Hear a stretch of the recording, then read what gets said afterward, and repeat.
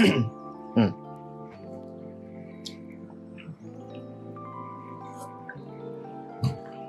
Halo semuanya, selamat datang di channel Tanpa Budget. Channel yang setiap pembukaan pasti minum dulu karena pasti kering. Hari ini kita akan membuat mulai beda. Hari ini saya akan menjelaskan suatu pembahasan yang lumayan penting tapi agak kompleks ya. Karena ketika saya mempraktikkan geometri nodes itu saya jarang bertanya ini apa untuk apa gitu. Asal works ya udah works aja gitu. Tidak akan saya pertanyakan itu untuk apa.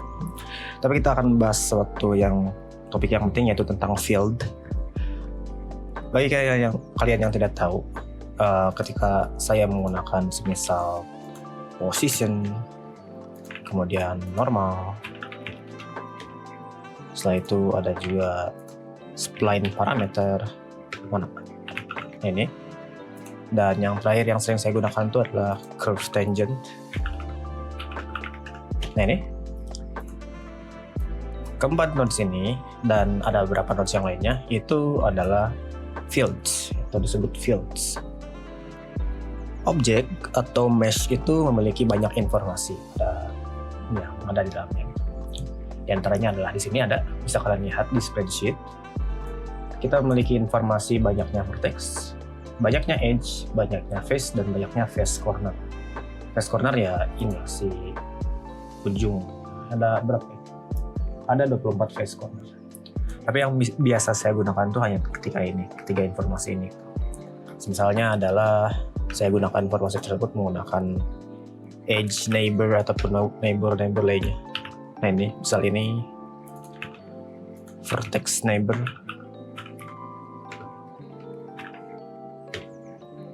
dan juga face neighbors. Nah, saya juga menggunakan 3 nodes ini. Semua nodes ini bisa disebut dengan field karena kita menggunakan data yang tersedia yang dimiliki pada objek ini untuk pada akhirnya kita gunakan kembali dan kita manipulasi sesuka hati kita gitu. Untuk episode ini saya akan menjelaskan 4 saja dulu, yaitu position, normal, curve tangent, dan spline parameter. Yang pertama itu adalah position. Nah, setiap vertex, edge, dan face itu ditempatkan pada posisinya di 3D world ini gitu, ataupun di area 3D ini gitu. Dan karena dia ditempatkan pada posisinya gitu, kita juga bisa mengakses posisi tersebut untuk kita manipulasi di satu saat gitu.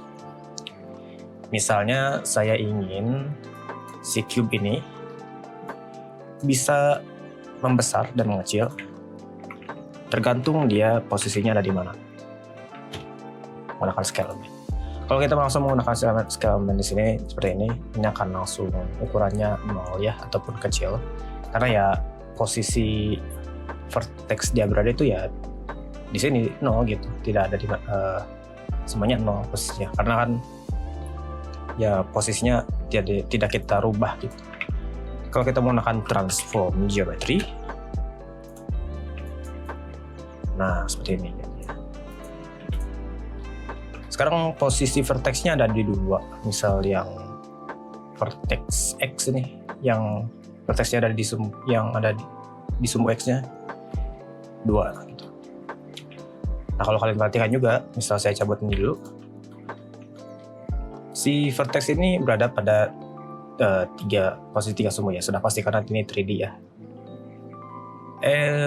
Vertex pertama itu posisinya ada di sini kira-kira 111, berarti di sini. Vertex yang kedua atau 1, karena ini pemrograman ya, karena pemrograman itu biasanya semua angkanya ataupun urutannya dimulai dari 0. 11 minus 1 berarti ada di sini. 1 minus 11 berarti ada di sini. Ini XYZ ya, XYZ. Kemudian ada yang lupa saya bahas, yaitu indeks. Nah, vertex itu ataupun objek itu juga terbentuk secara terurut gitu. Jadi tidak langsung jol semuanya jadi gitu. Ini bisa kalian lihat urutannya di sini. Nah, ini urutan ini bisa disebut dengan indeks gitu. Semacam urutan ya terbuatnya si vertex ataupun edge dan face gitu. Kita bisa coba menggunakan si urutan ini semisal untuk menghapus bagian menggunakan delete geometry. Kemudian kita gunakan indeks dan kita gunakan komparasi ataupun compare. Kita ingin menghapus vertex point atau di sini ada pilihan-pilihannya ya. Jika poin tersebut indeksnya atau susunannya sama dengan 0, kita bisa menghapus yang seterusnya. Mungkin di sini terlihat ini ya 0 sampai 6 tidak terlihat perubahan si angkanya, tapi kalau kalian perhatikan di sini juga ada beberapa indeks yang ataupun posisi yang menghilang atau berubah. Karena ya si indeks itu akan ya data yang ini akan melihat outputnya gitu. Dari position sudah ya, apa lagi? Berarti sekarang kita bahas tentang normal.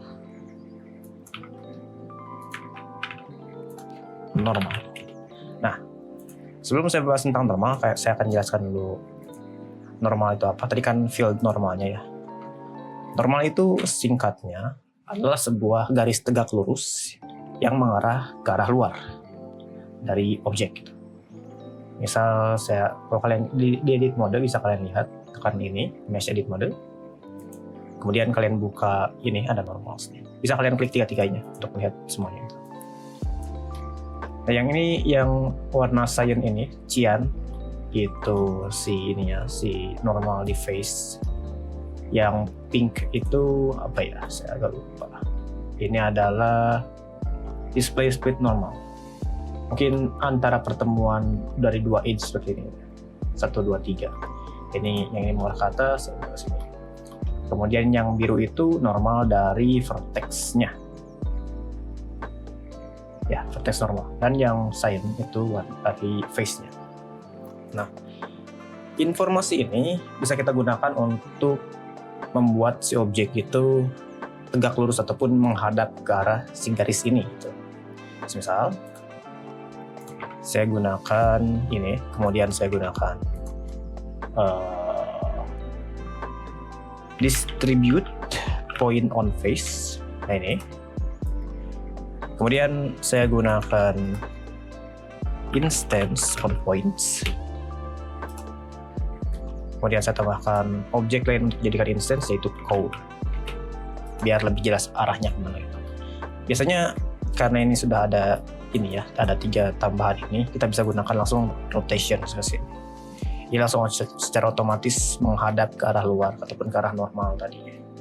Kalau kita gunakan normal mungkin agak aneh, jadi seperti ini. Tapi kalau kita gunakan align Euler to vector ini, kemudian kita ubah ke sini dan ubah jadi sumbu Z, jadi seperti ini. Kurang lebih hampir sama. Itu kalau kita menggunakan normal. Tapi kalau kita capture dulu normalnya dari sini, ini menjadi vektor dan ini menjadi normal. Ini ke sini, jadi agak beda. Nah, jadi seperti ini. Karena mungkin sedikit agak dikombinasikan gitu ya. Jadi saya hide dulu.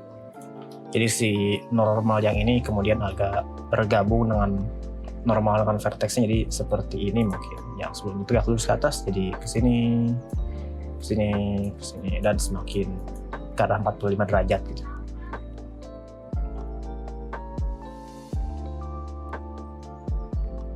Sampai normalnya.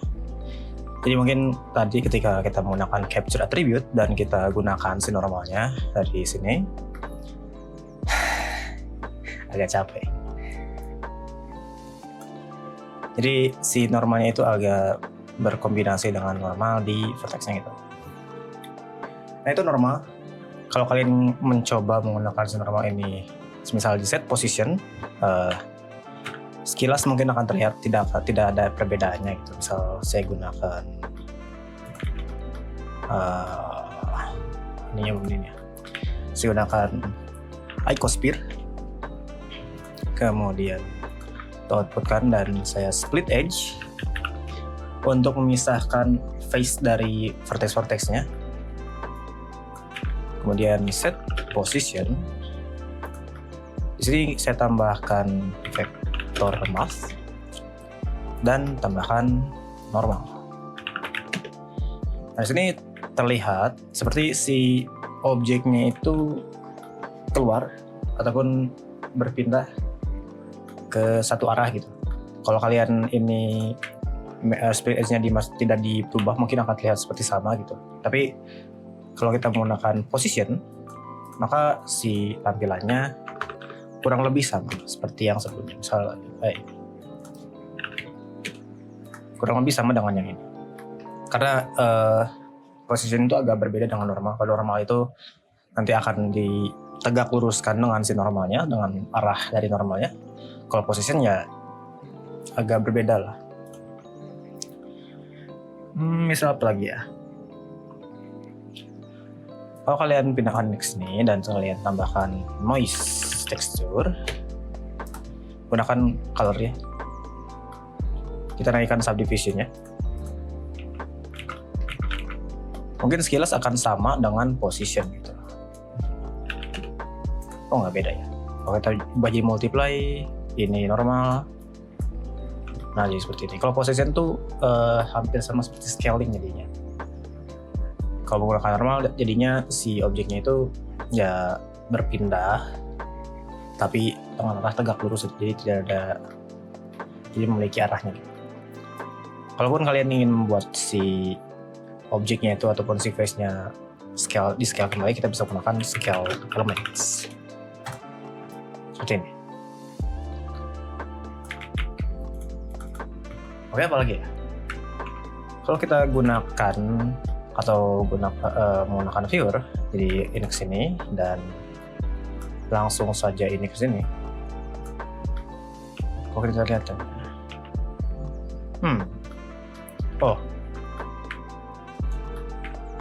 Nggak kelihatan. Saya akan coba gunakan separate XYZ. Ada yang aneh ini.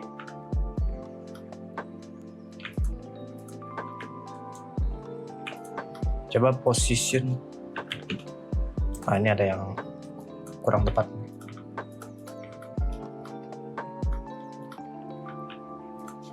Input cube, kemudian normal. Kok nggak kelihatan ya? Separate XYZ.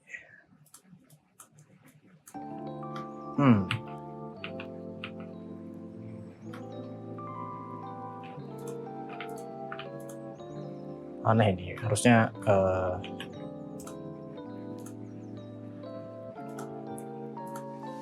biasalah memang suka error sih si geometry nodes. Harusnya seperti ini. Bisa kalian lihat, menggunakan normal itu pasti kita akan terlihat si arahnya kemana. Cube, misal si normal itu mengarah ke positif X, kita akan angkat L, kita akan tahu, positif Y akan tahu, Z juga akan tahu. Tapi kalau kita menggunakan position, terlihat sekilas sama. Tapi kalau kalian geserkan, menggunakan transform dulu, nanti semacam terisi gitu. Karena ya posisi vertexnya berpindah ke arah sumbu Z yang lebih positif atau yang lebih ke atas gitu. Kalau kita sumbu X seperti ini. Kalau kita ubah menjadi normal, ya maupun digeser ke mana ya tetap di sana gitu. Karena si field ini tidak menghitung posisinya, tapi ke arah mana si normalnya mengarah gitu. Oke, yang terakhir mungkin dua lagi ya. Tadi itu spline parameter dan curve tangent gitu. Atau mungkin saya akan pisah lah videonya karena terlalu panjang. Kita gunakan curve line, spiral sih lah. Nah, curve tangent. Nah, ini. Dalam suatu waktu ataupun beberapa kondisi kita ingin membuat si objeknya itu menempel pada points ataupun pada ya vertex, tapi juga mengarah pada si edge-nya gitu.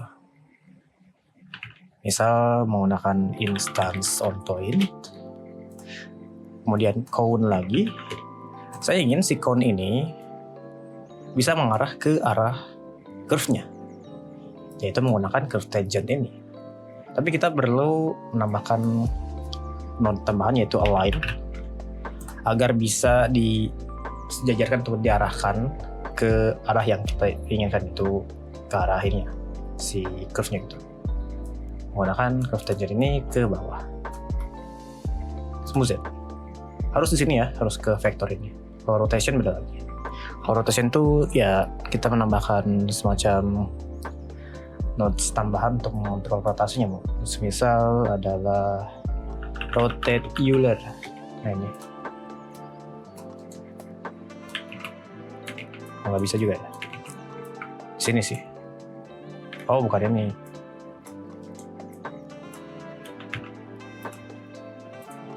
Euler itu rotate, bukan kayak ini. Nah ini.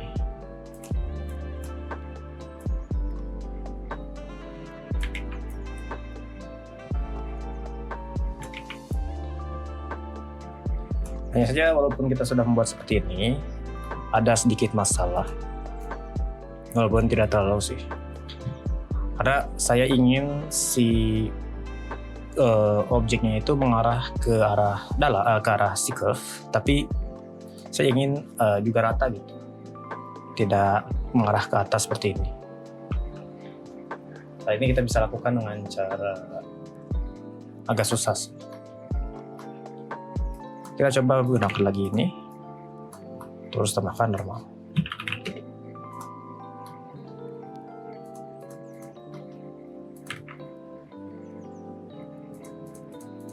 Ya agak susah. Mungkin pengetahuan saya masih kurang lengkap lah. Nah, kenapa kita bisa mengalign ataupun mensejajarkan si objek ini ke arah curve, ke arah edge-nya? Karena curve itu dia memiliki info di mana hampir seperti normal, tapi dia mengarah ke arah vertex selanjutnya. Jadi vertex ini akan mengarah ke vertex yang ini. Kemudian vertex ini juga akan mengarah ke sini, ke sini, ke sini. Jadi dia akan terus mengikuti arah edge-nya. Nah, data itu bisa kita ambil menggunakan curve tangent tadi. Kita juga bisa menggunakan normal sih sebenarnya, tapi agak beda nantinya. Karena vertex juga memiliki normal, itu edge juga. Nah, seperti itu. Tapi sekali lagi agak beda.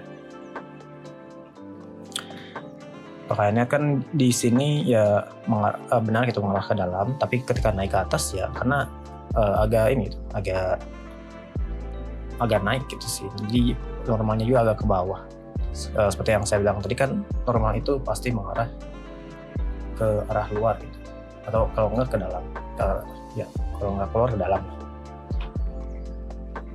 Apa lagi ya? Spline parameter mungkin boleh lah, spline parameter. Nah, saya hapus dulu ini.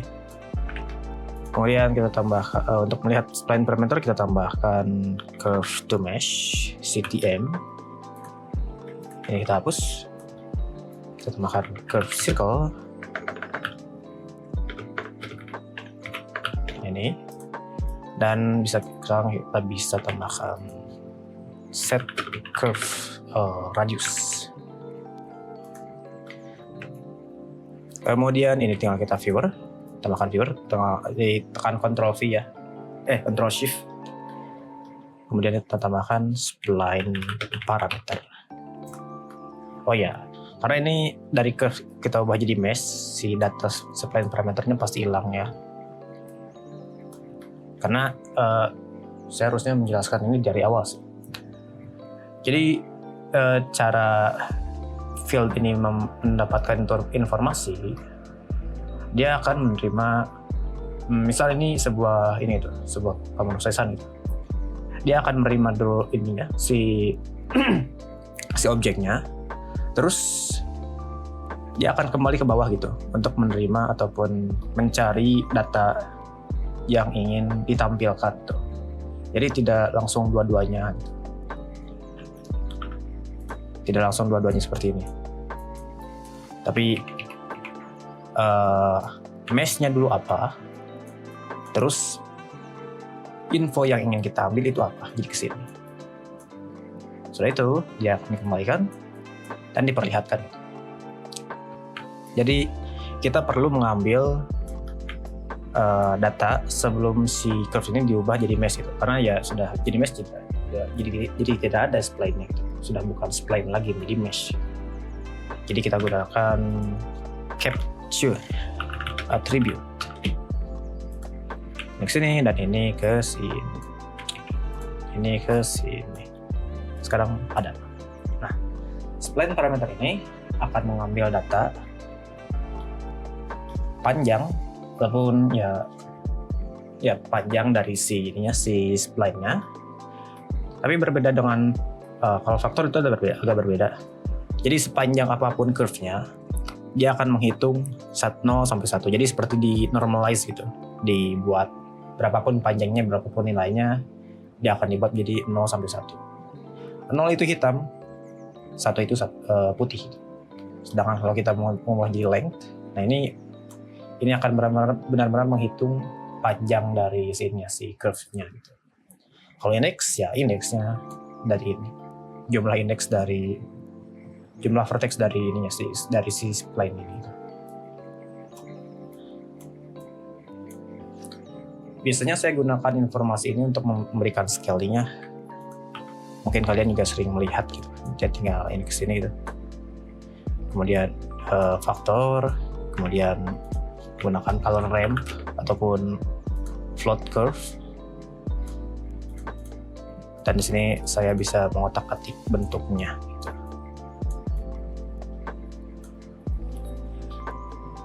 Nah, mungkin sampai sini saja untuk membahas tentang field. Ada banyak lagi tentang field itu, masih banyak. Ada tadi ya, ada vertex neighbor, edge neighbor, dan face neighbor. Juga ada apa itu namanya? Path curve path. Apa yang ini? Shortest edge path. Nah ini sebut field bukan ya? Mungkin sih. Tapi ada inputnya juga sih. Ada juga boolean. Kemudian ada scene type. Ini yang paling sering digunakan ya untuk membuat animasi terutama. Apalagi ya pokoknya banyak lah. Nanti akan saya bahas satu-satu, terutama pembahasan yang ingin saya bahas itu tentang raycasting. Nah ini, kalau kalian developer game pasti tahu tentang raycasting lah. Apalagi ketika kalian menggunakan atau membuat game FPS, pasti kalian tahu tentang raycasting. Dan di Blender juga ada. Jadi mungkin sekian video yang bisa saya sampaikan. Saya rasa pembahasan ini masih banyak agak abu-abu gitu penjelasannya, karena memang agak kompleks tentang field ini. Soalnya si nilainya itu kan tersimpan dan tidak terlalu terlihat.